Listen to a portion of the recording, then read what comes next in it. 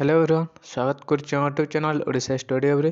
तो पिलाने आज आम आलोचना करवा +3 फर्स्ट सेमिस्टर तुमकर जो एसी ओडिया रही compulsory paper AC Odia NEP 2020 syllabus अनुसार +3 फर्स्ट सेमिस्टर एसी ओडिया। तो यूनिट 1 आम सिलेक्शन 2 मार्क सिलेक्शन क्वेश्चन के आम आलोचना करवा जहाँ तुम एग्जाम बहुत लाभदायक हम बुझला। और नेक्स्ट क्लास में 5 मार्क सिलेक्शन क्वेश्चन को डिस्कसन करवा जेहेतु तुम फेब्रुआरी मसरे Sambalpur university first semester exam रही बुझला। एबे तो तुम थर्ड सेमिस्टर पिलामानकर एग्जाम चली तो थर्ड सेमिस्टर एग्जाम सरिबा परे तुम फर्स्ट सेमिस्टर नोटिस आसीबो बुझला। तो देखो पढ़ापढ़ी भल से करता। तो देखो आम आज आलोचना करवा AC Odia first semester unit 1 रु सिलेक्शन 2 मार्क्स क्वेश्चन। जो मैंने चैनल को प्रथम थर अच्छे चैनल को सब्सक्राइब करदेव, बेल आइकन को प्रेस कर ऑल नोटिफिकेशन ऑन करदेव जहाँद्वारा परवर्ती वीडियो आप सर्वप्रथम पाइपर। तो देखो पिला माने आरंभ करवा। तो देख पिला माने प्रथम रही अच्छी शब्द क्या कहुए उदाहरण सह बुझाओ। तो देखा पूर्वर भी आम क्लास करदेला जो मैंने देखने प्लेलिस्ट को विजिट कर सेठी पाइज। तो देख अर्थ प्रदान करुवा गोटे वर्ण कि वर्णर समष्टि को शब्द कहुए। तो कौन कहला पिला माने शब्द क्या कहुए। तो देख अर्थ प्रदान करुवा गोटे वर्ण अर्थ प्रदान करुवा गोटे वर्ण कि वर्णर समष्टि को शब्द बोली कहुए। क्लियर अर्थबोध आनीपारु नथिबा वर्ण समष्टि जोटा कि पकर विगस हनिक नकबी ये जो रही अच्छी एमाने सब अर्थबोध आनीपारु नथिबा वर्ण गुड़िक। तो प्रभृति केबे हेले शब्द पदवाच्य नुहे ए माने जो रही एमाने केबे हेले शब्द पदवाच्य नुहे। शब्द हेउची भाषार बाह्य स्तर, अर्थ हेउची भाषार अंतर्निहित स्वर बुझला। शब्द हेउची भाषार बाह्य स्तर और अर्थ हेउची भाषार अर्थ अंतर्निहित स्वर। यथा द युक्त ए सयुक्त तालव्य स युक्त अ देश बुझला।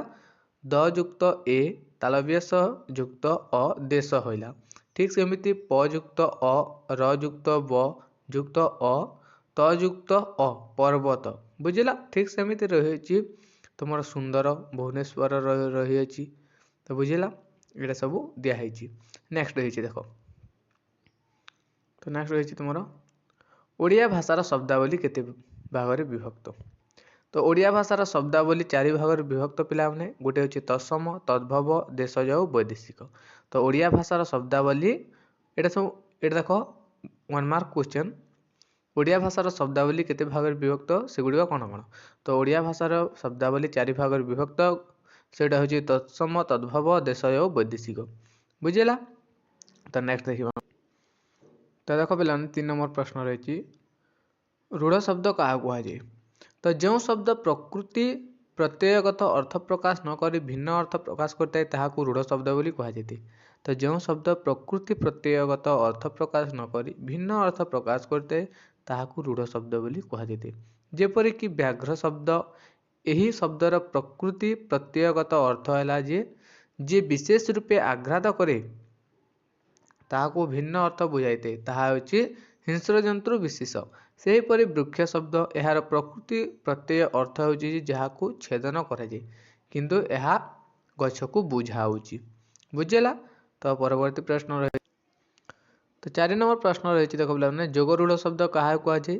तो जो शब्द विपत्तिगत अर्थ वस्तु को बुझाऊवा संभव हेले मध्य से शब्द गोटे मात्र वस्तु को बुझाए ताकू जोगरूढ़ शब्द बोली कहुए। तो देख कौन कहला जो शब्द विपत्तिगत अर्थ वस्तु को जो शब्द विपत्तिगत अर्थ वस्तु को बुझाइवा संभव हेले मध्य से गोटे शब्द मात्र वस्तु को बुझाइते ताहाकू जोगरूढ़ शब्द बोली कहुए। यथा पंकज यार विपरीत अर्थ होछि पंकरु जात पंकज। यथा पंकज यार विपत्तिगत अर्थ होछि पंकरु जात पंकज। ठीक से पंकरु विभिन्न पदार्थ जात हेले मध्य पंकज कहले पद्म फूल को ही बुझाइए बुझला। तो पंकरु विभिन्न पदार्थ जात हेले मध्य पंकज कहले केवल पद्म फूल को ही बुझाई थाए। क्लियर। नेक्स्ट जुग्म शब्द क्या कहुए पिला माने तो ओडिया भाषा रे दुईटी शब्दर संयोग रे केतेक शब्द गठित होता है यह जुग्म शब्द बोली कहुए। ओडिया भाषा रे दुईटी शब्दर संयोग रे केतेक शब्द गठित होता है ताहाकू जुग्म शब्द बोली कहुए। जुग्म शब्दर अन्य नाम जोड़ी शब्द होउची। जुग्म शब्दर अन्य नाम होउची जोड़ी शब्द। जुग्म शब्द गुड़िक है आशा भरसा टंका पैसा हाट बजार धान चाउल कली कली कजिया लिपा पोछा लाभ क्षति बंधुबांधव झगड़ा झाटी पढ़ापढ़ी ठक ठक थर थर इत्यादि बुझीगला। तो यहाँ सब हूँ जुग्म शब्द। आउ थे देख जुग्म शब्द गुड़िक हूँ आशा भरसा टंका पैसा हाट बजार धान चाउल कली कजिया लिपा पोछा लाभ क्षति बंधुबांधव झगड़ा झाटी पढ़ापढ़ी ठक ठक इत्यादि। क्लियर। तो देखिए परवर्ती प्रश्न।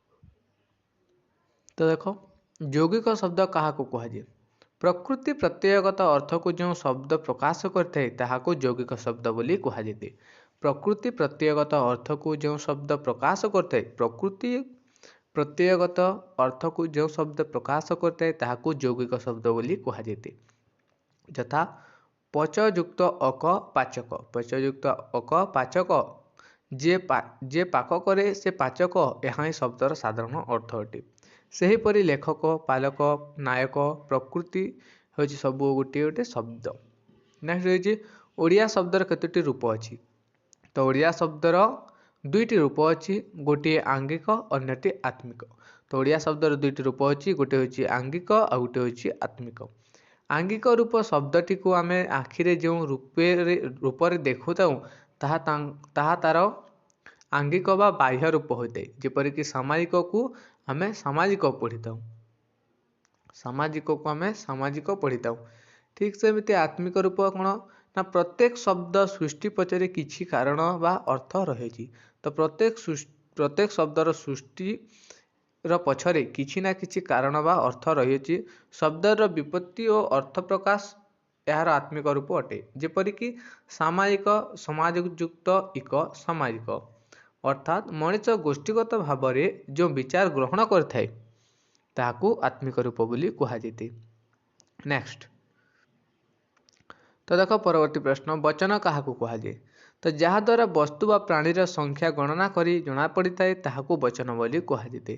जहाँ द्वारा वस्तु व प्राणीर संख्या गणना करा जाए थाए ताहाकू वचन कहुए। ओडिया भाषा रे दुईटी वचन रही गोटे हूँ एक वचन आ गोटे हूँ बहुवचन बुझेगा। ओडिया भाषा रे दुईटी वचन रही गोटे हूँ एक वचन आ गोटे हूँ बहुवचन। नेक्स्ट पुरुष जात्री और कविर स्त्रीलिंग शब्द लेख तो पुरुष जात्रीर स्त्रीलिंग शब्द हूँ नारी जात्री और कविर हूँ नारी कवि बुझेगा। पुरुष जात्री और कविर स्त्रीलिंग शब्द कौन कौन तो पुरुष जात्रीर स्त्रीलिंग हूँ नारी जात्री और कविर स्त्रीलिंग हूँ नारी कवि।